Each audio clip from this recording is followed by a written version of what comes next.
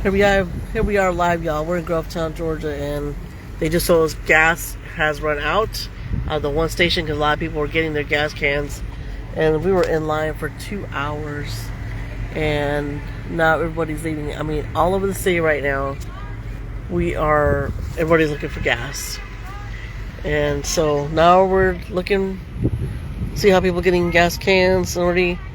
I mean, it's backed up everywhere, and all the stores are closed, including Kroger.